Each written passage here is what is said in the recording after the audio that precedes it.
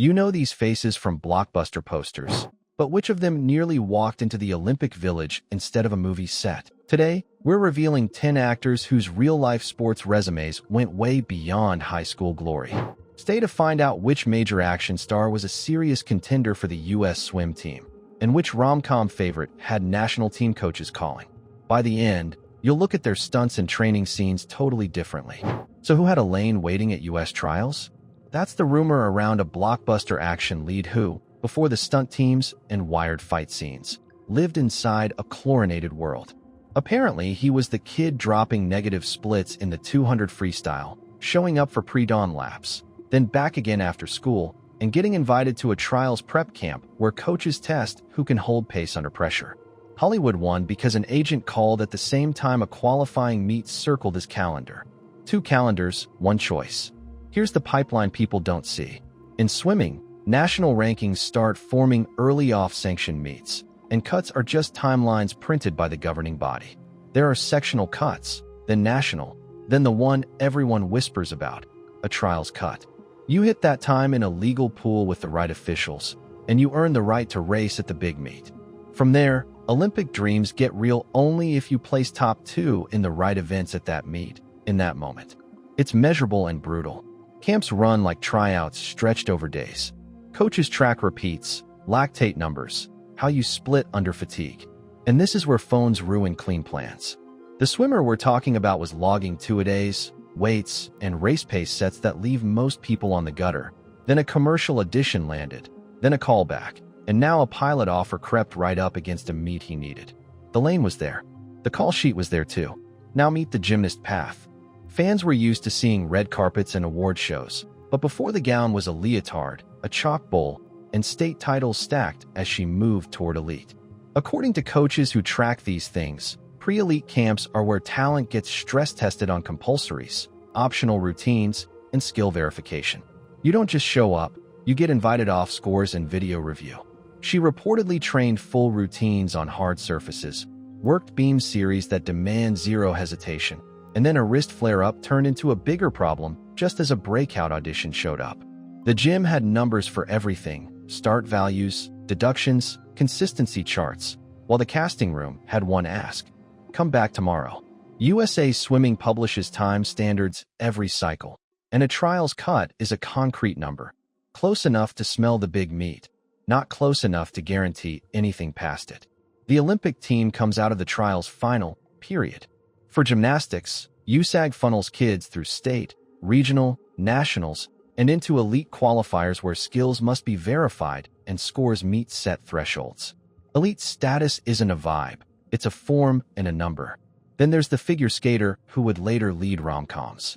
Early mornings in rinks colder than a soundstage, pairs and singles work, lifts rehearsed with spotters until trust felt automatic. Sectional results matter because they feed into nationals, and juniors with clean short programs get their names on a list for international assignments.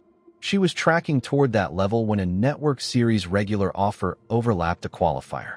Skates went back in the bag, lines went up on a wall. Keep an eye on a Marvel actor whose youth years, rumors suggest, ran through national soccer camps.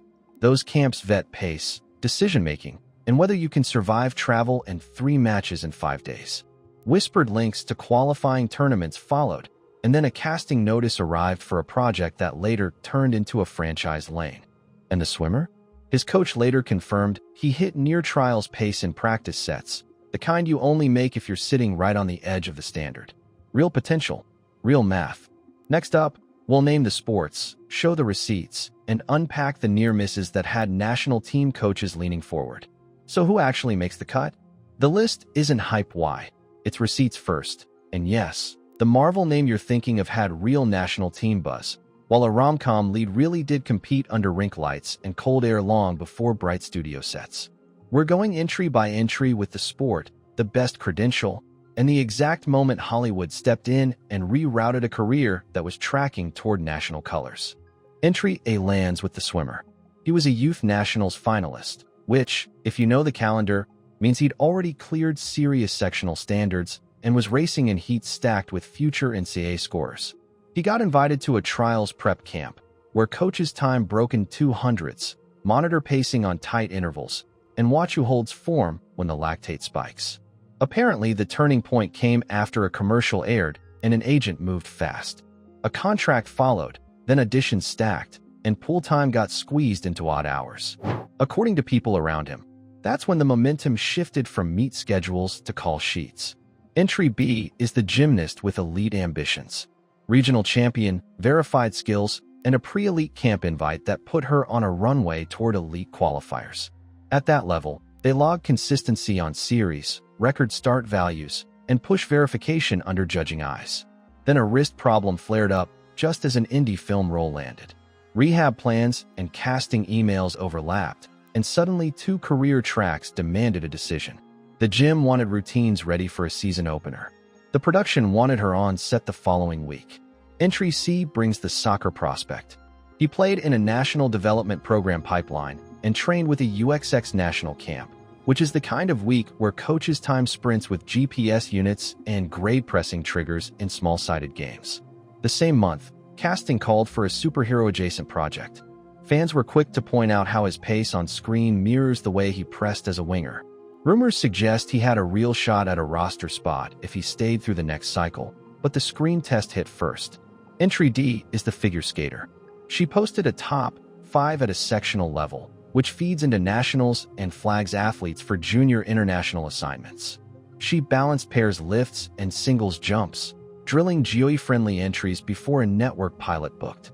The conflict with a crucial qualifier wasn't just a date clash. It meant a full program peak would be wasted if she left mid-prep. The pilot won, and blades went into storage. Entry E steps onto the track with a hurdler who qualified for NCAAs and sat within reach of a trial standard. You know that late spring window where every meet is a chance to clip another 100th? He was living there when a franchise supporting role came through. Outdoor season didn't wait, and neither did production. Blocks gave way to blocking. Entry F bows in with a judo black belt. Pan Am selection chatter swirled because he stacked domestic podiums and showed a grip game that ruined sleeves. That same credibility launched him into fight-heavy roles, where break falls and foot sweeps translated straight to set safety and realism. Entry G is the fencer with Junior World Cup reps, travel, pools, DE bouts under pressure. Then a studio offered stunt training and a role that played to distance control and explosive lunges. According to crew, his blade work needed minimal coaching. Keep one late entry open for a household name whose coach publicly said he could have made trials with one more cycle. And for the Marvel-adjacent soccer contender, there's confirmation. A national camp roster appearance appears on Federation records, which puts him squarely inside the pipeline, not in rumor land. Watch their on-screen stunts and training montages now, and you're seeing echoes of the same systems that build Olympians, just pointed at cameras, marks, and release dates. So here's the real takeaway. That leap from Olympic pipelines to Hollywood isn't luck. It's the same early alarms, the same workouts, the same nerves, just aimed at marks and lenses instead of podiums. The discipline didn't vanish, it changed jerseys. Drop a comment with the athlete actor who shocked you most, and tell us who you trust on a Real Olympic relay. Then share this with a friend who swears movie stars don't train, because apparently they do, relentlessly. Want part 2 with musicians and models who were one qualifier away? Tell us which sport to dig into next, and we'll pull the receipts.